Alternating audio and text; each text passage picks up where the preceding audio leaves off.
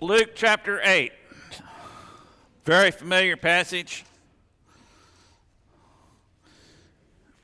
And one I've preached on before. If you don't believe me, ask Pearl. She's got it written down in her Bible. She's got it dated. We had this conversation this morning. She dates whenever I preach on something. Well, so do I. And the last time I wrote a date down was 15 years ago on this passage. But this is such a familiar passage of Scripture. And I was laying in bed the other night, and I thought, I don't know what I'm preaching on Sunday. This happens to me all the time. And God shared with me this passage of Scripture in a different way than I had ever seen it before.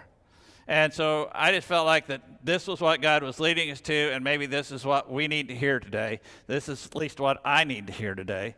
So bear with me if you would. Starting with verse 40, I'm going to read the first 8 verses and then pause there for a moment. As Jesus returned, the multitude welcomed him, for they had all been waiting for him. And behold, there came a man named Jairus, and he was an official of the synagogue, and he fell at Jesus' feet and began to entreat him to come to his house. For he had an only daughter about 12 years old, and she was dying. But as he went, the multitudes were pressing against him, and a woman who had a hemorrhage for 12 years and could not be healed by anyone came up behind him and touched the fringe of his cloak, and immediately her hemorrhage stopped. And Jesus says, "Who is the one who touched me?" And while they were all denying it, Peter said, "Master, the multitudes are crowding and pressing upon you." But Jesus said, "Somebody did touch me, for I was aware that power had gone out of me." And when the woman saw that she had not escaped notice, she came trembling and fell down before him and declared in the presence of all the people the reason why she had touched him and how she had been immediately healed. And he said to her, "Daughter, your faith has made you well. Go in peace." I want us to look at 2 people in this story that are complete and total opposites. It starts off with Jairus, who is a synagogue official. And being a synagogue official and being a member of the religious sect of that time, he had to have been watching Jesus from a distance and wondering, what is this guy? Who is he? And what is he going to do next? All of his superiors, all of his peers were looking at Jesus as though he had a demon in him, but yet all the evidence didn't point that direction.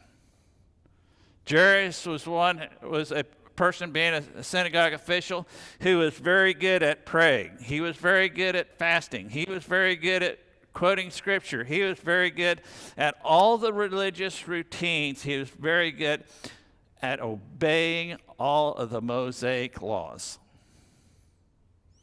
I mean, down to a gnat's eye. He did it all. And he watched Jesus from a distance, and he tried to keep that distance as best he could. Because how can this guy, who does not fit into our circle, how does he do what he does?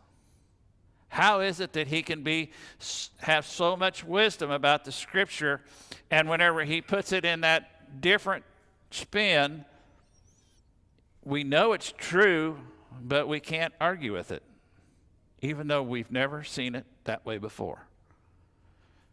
And so I can't help but think that Jairus was a man who watched from a distance for a long period of time. And he tried to just stay completely out of it. He was religious. He was an official. He was well respected. He had everything going for him. This was his livelihood. He was a family man. He had a daughter. Everything else was going great. I'm not sure about this guy, though. This guy named Jesus. The crowds love him. And we see what he has done, and we can't figure out how he is making the lame to walk, how he's making the blind to see. We can't figure out how he's doing what he's doing.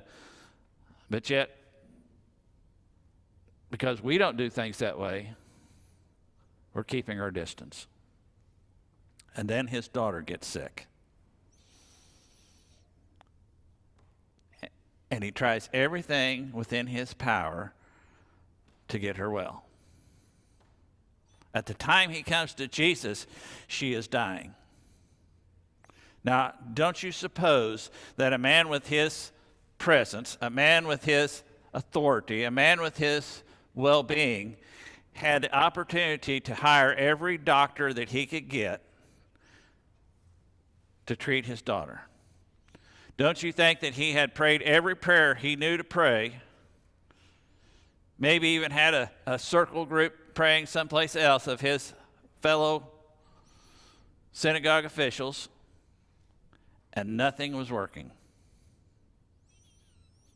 And here's this man, Jesus, who is healing people, who is teaching people, and he says, you know, if I go to him, I could lose everything I've got. Because if I ask Jesus for help, then I'm probably going to get fired by the rest of the religious rulers. I'm going to lose my place in society. I'm going to lose my place in the synagogue. I'm going to be an outcast. But my daughter is dying, and he finally gets to the point where I've tried everything else. I'm going to give Jesus a try. And it says he comes to Jesus, and he falls on his feet, and he says, would you come and heal my daughter? She is dying.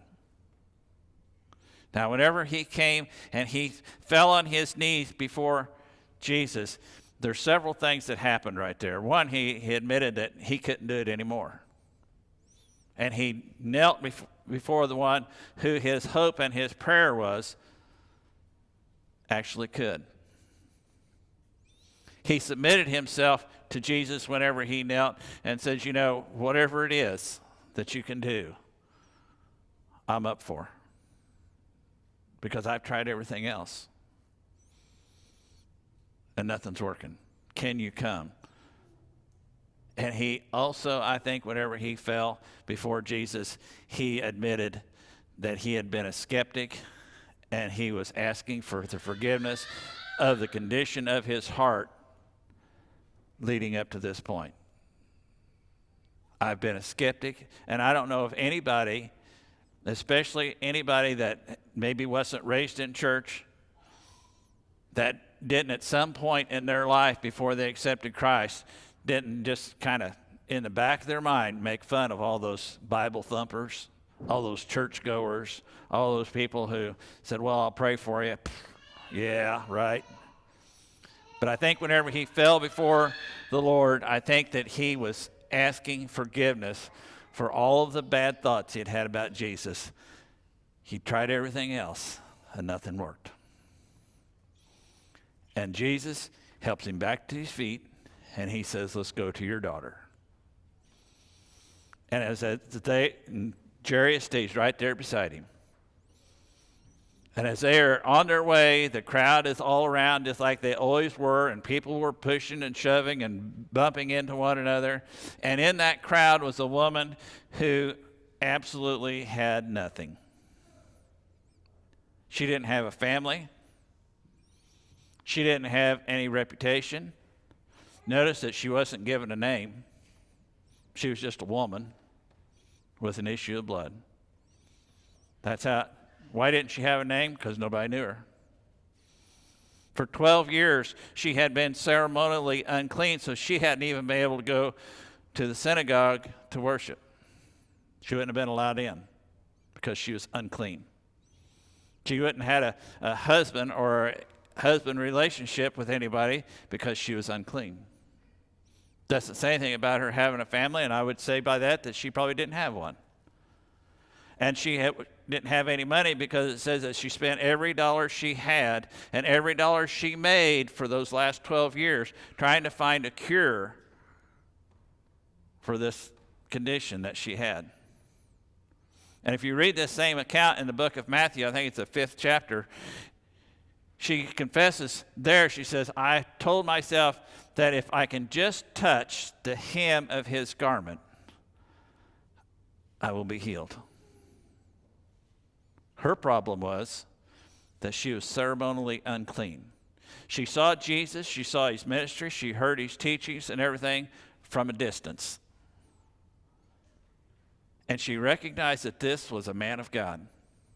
And because she was unclean, she couldn't just come up to him like you or I would come to one another and start talking. She couldn't touch him because she was unclean. That would make him unclean. So from the back of the crowd, she says, if I can just get up and touch the hem, the fringe of his garment, I can be healed. And she works herself through the crowds, pushing and shoving, and everything that's going on. Now, I can't imagine any other scenario except that whenever she reached down to touch the hem of his garment, with all the people around bumping into one another, I can't imagine that she didn't at least get stepped on or knocked down. But she reached for the very lowest point on his garment and touched it. And she says she immediately felt the healing power come into her. She was trying to stay invisible. She was trying to stay unnoticed. She didn't want anybody to know that what she was doing. She wanted no attention for the matter because she had been an outcast for the last 12 years. The last thing she needed was an attention. And Jesus stops. And he says, somebody touched me. This is the part that really kept me up for a while that night that I was praying about this. You know, we talk a lot about, I don't know how many years ago it's been that somebody come up with the What Would Jesus Do bracelets, the WWJD. And this has been something that has been, put out for quite some time. And it's, it's very good thought, very good reminder, even just having the bracelet, what would Jesus do? And it dawned on me that if we want to know what Jesus would do, we first need to know what Jesus actually did. To heal a woman who didn't even get his attention. She didn't come to Jesus and say, could you heal me? She didn't come to him and says, I have a problem.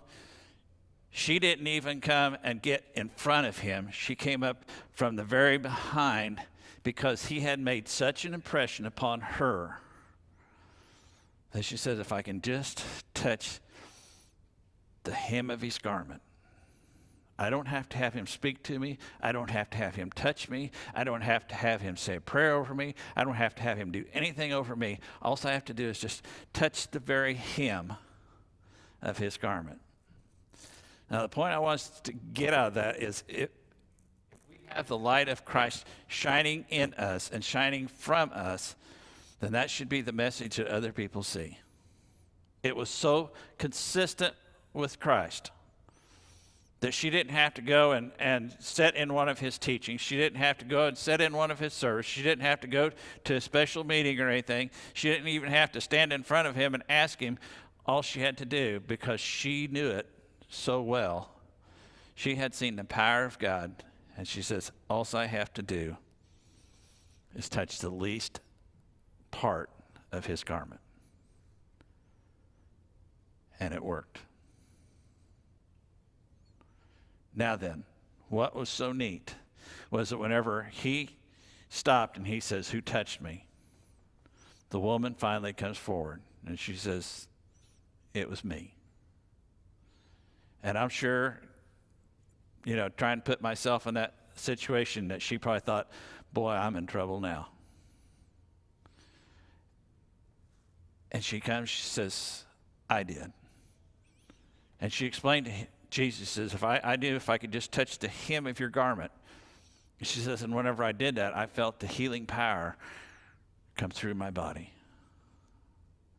And I've been healed. She went from woman who had an issue of blood no prestige, no nothing, not even a name, to where Jesus called her daughter. How neat. You're not just a face in the crowd, you're one of mine. And he welcomes her and forgives her and tells her to go in peace, that your faith has made you well. He rewarded her for having that kind of faith.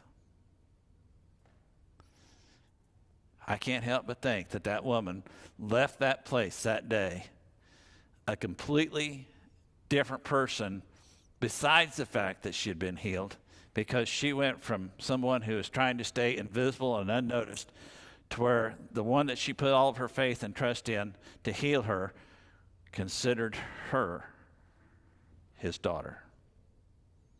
What an uplift. Now then, Jairus at that same time is standing there, and I'm sure if it was me, I'd be going, okay, let's go. We're still going. But yet, at the same time, he's saying, I picked the right guy. I got the right guy for what's in front of me. Because if he healed this gal and she didn't even come in front of him, then, my daughter has got a chance. Let's read the rest of it. 49. And while he was still speaking, someone came from the house of the synagogue official saying, your daughter has died. Do not trouble the teacher anymore. But when Jesus heard this, he answered, do not be afraid any longer, only believe, and she shall be made well.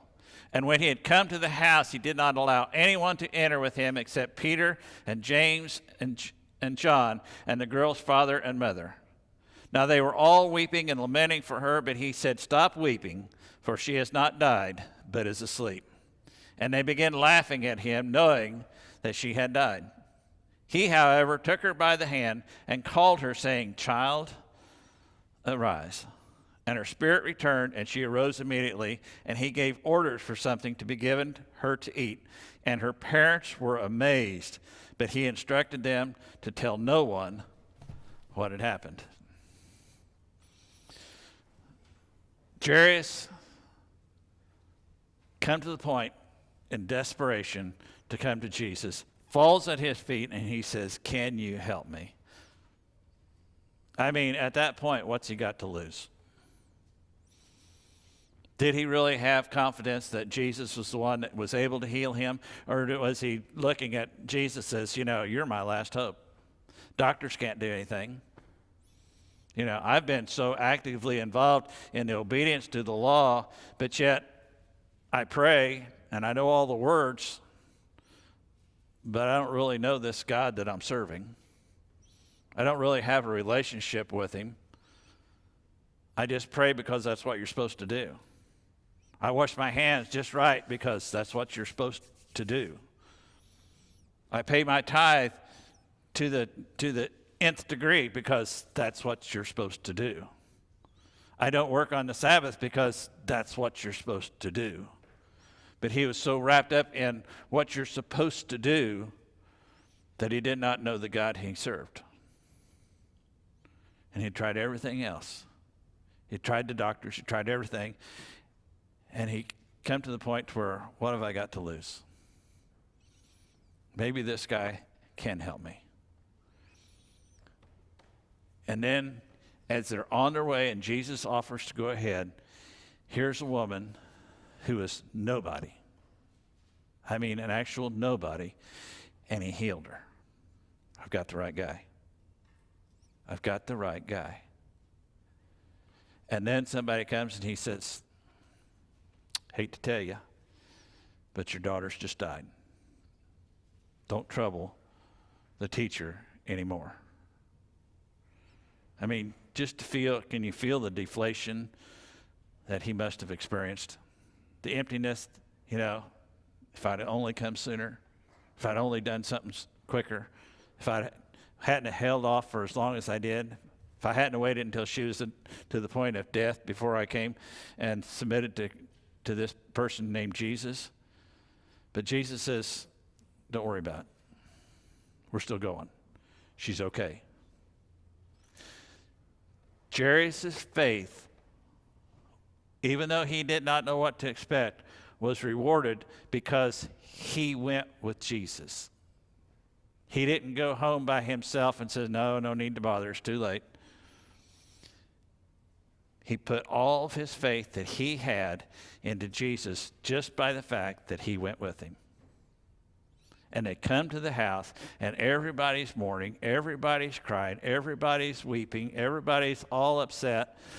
And imagine the scenario or the situation or the whatever you want to call it, whenever he comes to his wife, and he's got this stranger with him and 3 other guys, and he says, let's go see our girl. She's going to be okay. Now, put yourself in the wife's position for just a moment. You know, what's wrong with this guy?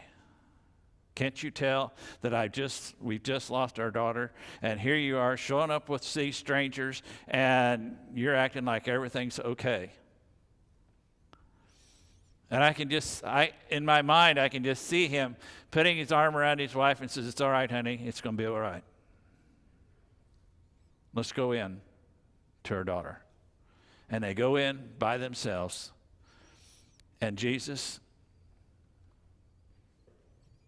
after telling everybody else that she's okay, she's just sleeping, and all the criticism and all the laughter and all the nonsense that's going on outside, and he goes into the child and he says, girl, arise.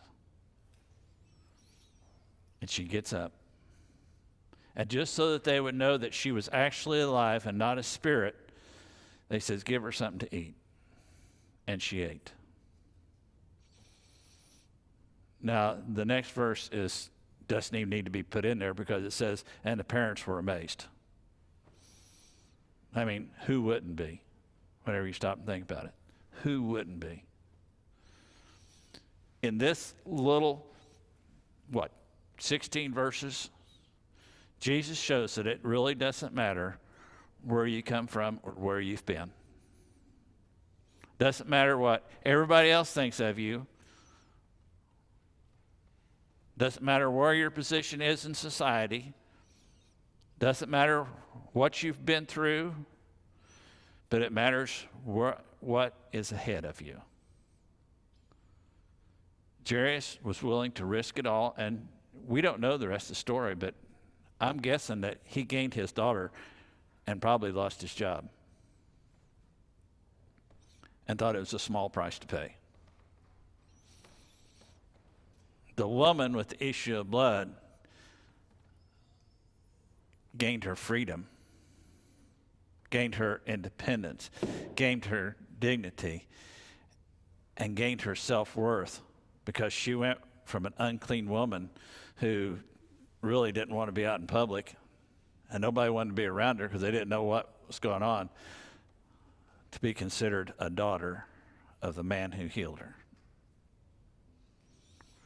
It really doesn't matter what we've been through in life. It doesn't matter where we've been, the things that we've done, the mistakes that we've made, or the accomplishments that we've made.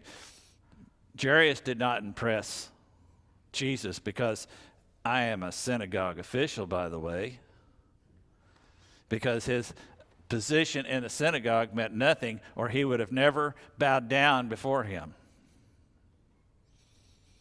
The woman who thought she was nothing and wanted to stay invisible was not concerned about who she was, and because she bowed down in the same manner as what Jairus did. Jesus is not looking at our title or what label we have been labeled with. What he is looking at is a heart that is ready to receive him. Plain and simple. But he's also looking for a people who have accepted him to witness for him. Wouldn't it be absolutely amazing to know somewhere down the road that somebody came to Christ, not because of anything you said, not because of anything you did, particularly to them, but because they saw your life in action and it drew them to Christ. I guess what impressed me to start with about this story so much was that the fact that she didn't come to Jesus and ask him. She just knew that he had so much power that if she just barely touched even the outer garment, the very bottom of the garment, that she could be healed. We are told to be the light of Christ. And every one of us struggles with it because we make mistakes. I'm speaking for myself. We all make mistakes. We all are afraid that maybe the light's got too much of a shade on it, or maybe it's been snuffed out a little bit, or it comes and goes. You know, what's more annoying than a flickering light? But to have the light of Christ shining upon us and through us so that it leads others to Christ. Not because of our brilliant oratory skills, not because of something that we've actually said or put them on the spot for, but because they saw the consistent life of the believer. And what is neat is anybody can have it. Jesus told Jairus and his wife, "Now don't tell anybody what's happened." How much do you think that sunk in?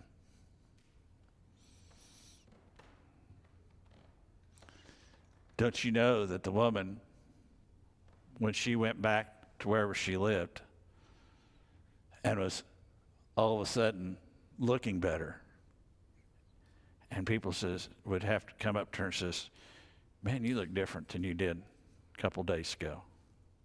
What's happened? You got color in your face.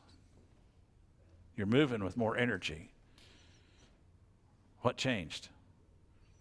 Jesus. Jesus. That's what made the difference. Wherever you're at in your life, if you've never accepted Christ, if you've never just allowed him to come in, you're the one who's missing out. Because he wants you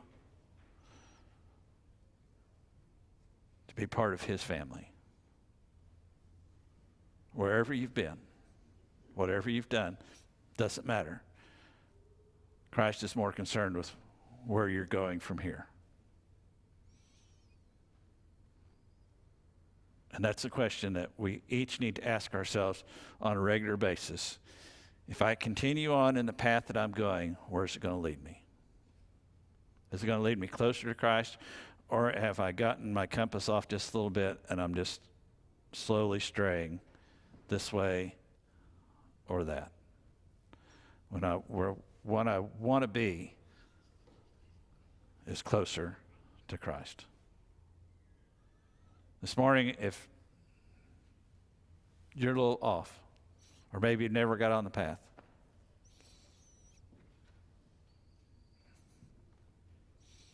allow Christ to welcome you, because that's what he wants. That's what he desires more than anything else, for you to be his son or daughter. As we stand for the hymn of invitation, if God's speaking to your heart about a decision that you know you need to make, listen to the Spirit of God that's compelling you as we stand to sing.